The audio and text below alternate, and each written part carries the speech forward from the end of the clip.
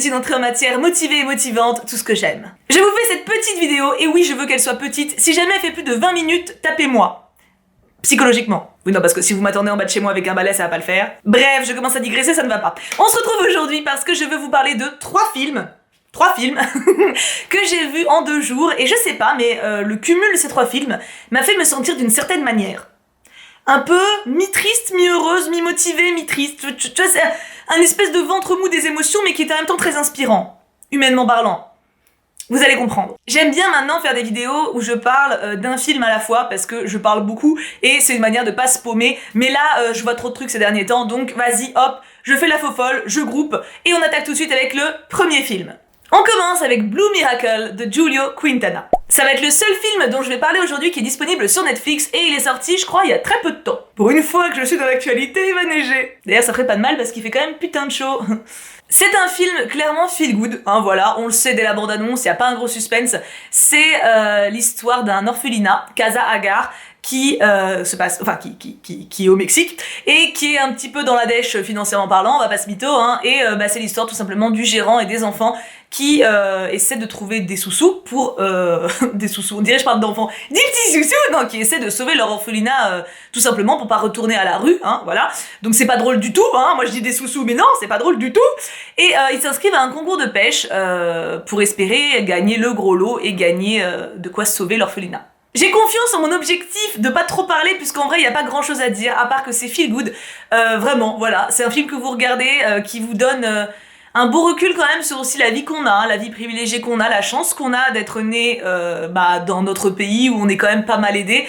Enfin voilà, je trouve que c'est un beau recul par rapport à notre condition actuelle, où même si évidemment c'est toujours optimisable, il faut jamais arrêter de vouloir améliorer la situation, que ce soit dans notre pays ou dans les autres, mais tu sais, ça met une petite dose d'humilité quand même dans la tête, et ça fait pas de mal. Ça donne aussi accessoirement envie de croire en ses rêves, de croire en ses objectifs, et de ne pas oublier de rêver. Je crois qu'il dure 1h30, c'est vraiment pas long, et c'est un très bon moment.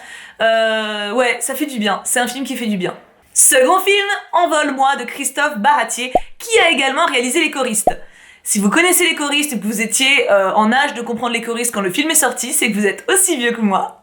Envole-moi, pour le coup, je l'ai vu au cinéma, il y a quelques jours. D'ailleurs, j'espère que vous le trouverez encore. C'est pas garanti du tout, vu que là, les cinés, ils précipitent vraiment les temps de salle, donc j'ai l'impression que les 3/4 des films restent 2 semaines maximum à l'affiche. C'est très très très rapide pour voir tout, donc j'espère que vous aurez l'occasion de le voir, parce qu'il est vraiment cool. Je me demandais si c'est pas moi qui ai merdé quelque part. Je suis pas médecin. T'es moche. Toi aussi. Ah mais c'est peut-être pour ça qu'il te fait confiance alors. J'adorerais avoir une vie normale.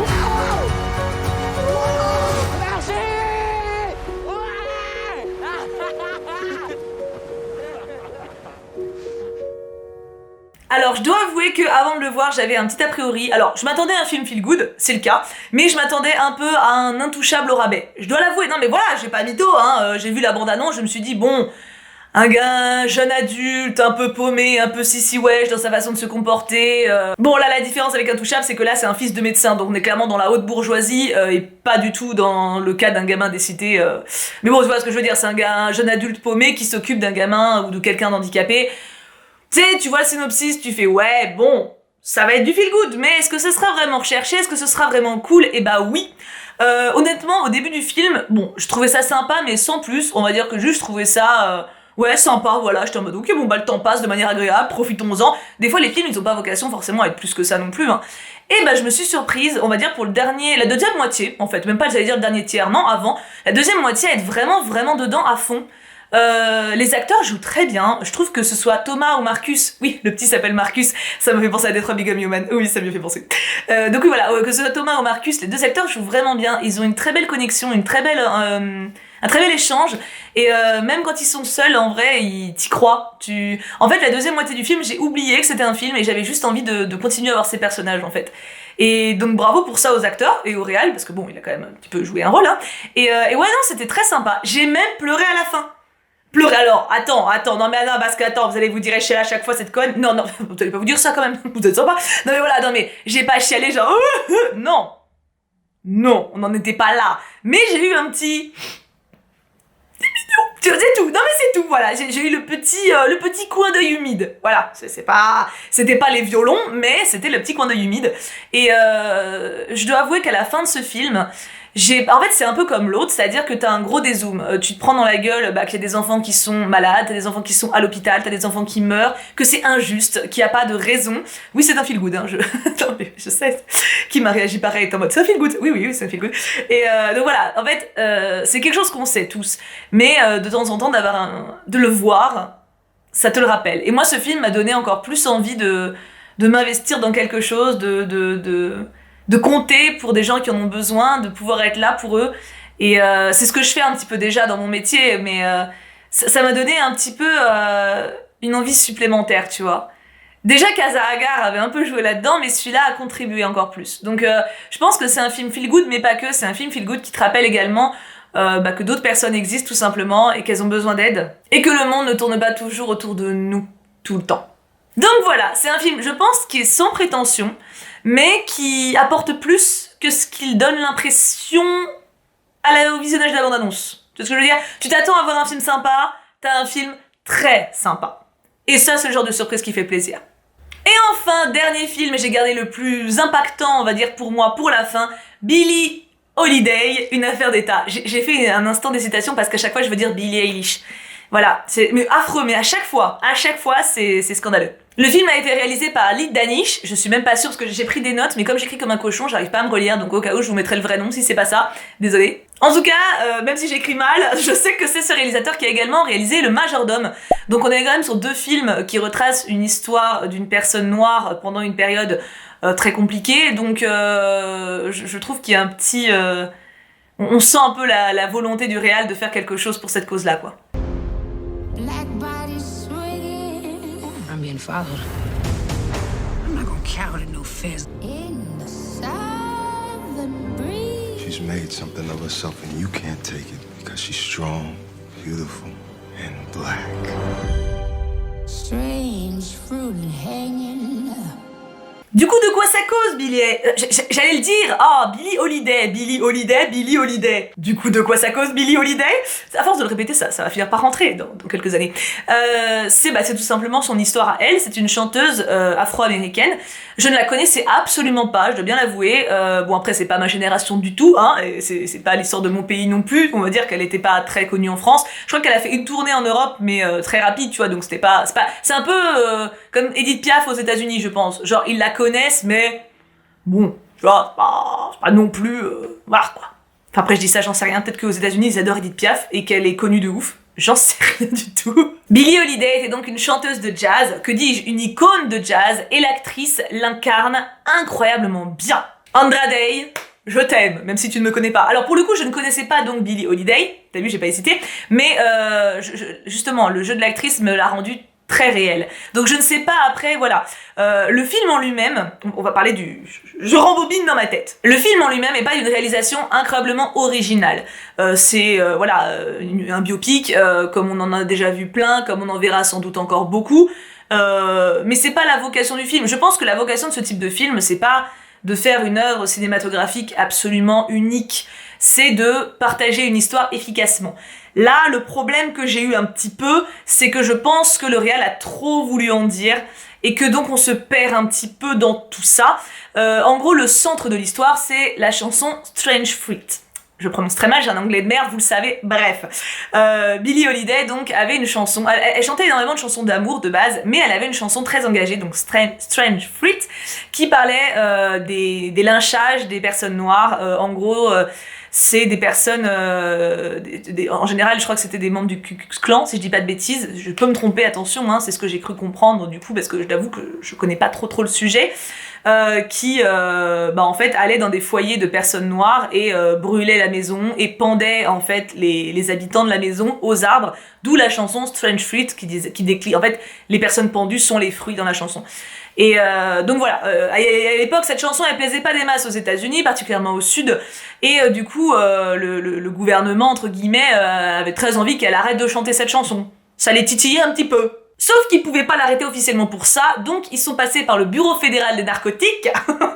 En gros, c'était un bureau qui aimait pas trop la drogue, voilà. Et comme Billie Holiday se droguait quand même beaucoup, en fait, ils lui ont pourri la vie à cause de ça, voilà. C'était un harcèlement incroyable. Et pour le coup, c'est super intéressant dans le film, on s'en rend vraiment bien compte. Alors, c'était vraiment une droguée, hein, c'est pas, enfin, une femme droguée, c'est pas le problème, mais tu vois très bien que c'est pas pour ça qu'elle était poursuivie. Et en fait, cette règle sur la drogue, c'était clairement plus pour, encore une fois, opprimer la population noire. Parce que évidemment encore une fois quand t'es dans la dèche, quand t'es dans la misère ou quand t'es face à une histoire de ton passé qui est très compliquée, c'est pas nouveau que c'est les populations les plus pauvres et les plus enfin j'allais dire instables mais les plus perturbées entre guillemets qui c'est pas négativement ce que je dis hein, mais en gros qui ont un gros background qui se droguent, enfin je veux dire oui c'est sûr, c'est pas la même drogue ceux qui sont dans leur salon avec un billard, il y en a aussi mais c'est pas la même, puis ils ont pas les mêmes problèmes en général aussi parce qu'il y a du pognon derrière. Bref, du coup voilà, le film en lui-même, je pense que d'un point de vue réalisation n'est pas incroyable, c'est pas un chef-d'œuvre de ouf, tu vois, d'un point de vue cinématographique pur. Par contre, d'un point de vue histoire avec un grand H, c'est extrêmement intéressant. On a de plus en plus de témoignages sur ces époques. Je pense que c'est... j'en parlais parce que j'étais allée le voir avec un ami. J'en parlais avec cet ami. Je pense que c'est parce que les 3/4 des protagonistes et leurs descendants sont morts, tout simplement. Donc il n'y a pas de problème judiciaire. C'est un peu comme les archives qui sont rendues publiques après un certain temps. Je pense qu'on va avoir de plus en plus de témoignages de ce genre-là et que ça risque d'être une période qu'il va falloir s'enquiller quand même. Hein, et il est plus que temps de faire face à ça. Vraiment, je veux dire, hein, pas de faire de faux semblants. Donc le film, en fait, j'ai pleuré à la fin aussi, mais j'ai pleuré de colère. Chose qui m'arrive très rarement, parce qu'en fait, à la toute fin du film, t'as les vraies images, tu sais ce qu'ils font souvent à la fin des films de ce genre-là, t'as des vraies images avec les vraies personnes, ce qui leur est arrivé, comment ils ont fini de vivre, etc. Et ça m'a mis profondément en colère. J'ai ressenti une colère en moi à ce moment-là, je pense, qui était saine, d'ailleurs, et dans ce sens j'ai été heureuse de ressentir, mais du coup les larmes que j'ai versées à ce moment-là c'est des larmes de colère.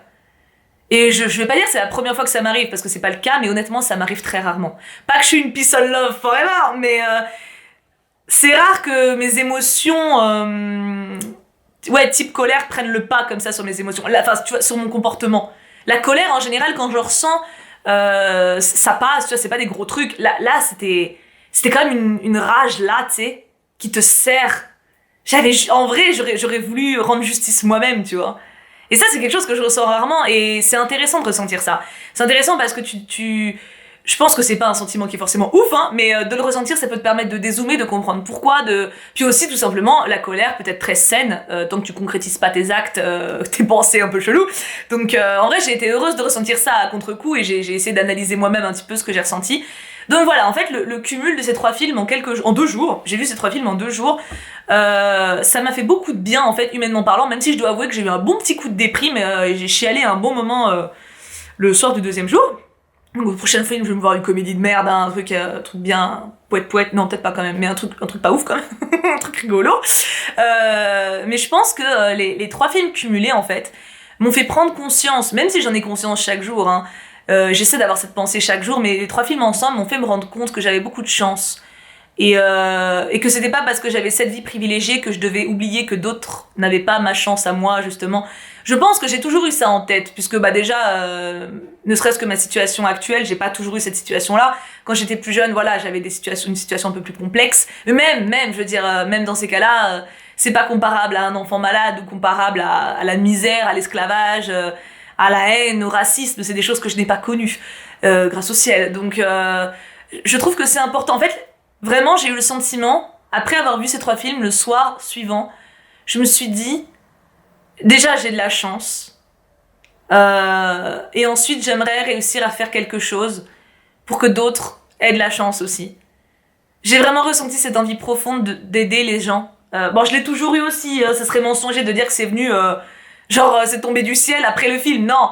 Mais ça m'a conforté, enfin ça m'a redonné un peu cette envie que des fois j'ai, qui s'en va, tu sais, forcément quand t'as plus de problèmes dans ta vie IRL, tu te concentres sur tes problèmes et tu penses plus trop à tes engagements rêvés de base, tu vois, mais ça m'a donné envie et je pense que, bon alors là évidemment, les mois à venir, on a plein de projets personnels justement qui vont prendre tout notre temps et qui nous mettront dans l'instabilité, mais je pense que dans un temps relativement proche, j'aimerais faire quelque chose concrètement. Pas juste donner de l'argent à une assos, même si c'est excellent, faites-le, hein, c'est excellent, mais agir, me sentir utile vraiment physiquement. J'aimerais réussir à faire ça. Donc voilà, ça fait partie d'un de mes nouveaux goals. Je me mets pas de pression pour quand, mais je sais que je le ferai. Et rien que de le savoir, ça me rend heureuse. Je sais pas si vous voyez ce que je veux dire. Bref, j'avais dit que je parlerais pas trop, en vrai ça va, en vrai j'ai déjà fait pire. Est-ce que j'ai été concise alors? Vous me frappez pas? N'hésitez pas à me dire en commentaire si vous avez vu un de ces 3 films et si oui, ce que vous en avez pensé bien sûr, sinon est-ce qu'il vous tente et si vous avez à peu près compris ce que j'ai voulu vous transmettre comme idée. Mais je trouvais, ouais, au niveau du feeling, j'ai ressenti un peu, c'est un peu comme si j'avais la même idée qui était prolongée avec ces 3 visionnages consécutifs. C'était assez intéressant. Sur ce mes enfants, je vous laisse là, passez une excellente journée et nous on se retrouve très vite et prenez bien soin de vous. Mouah.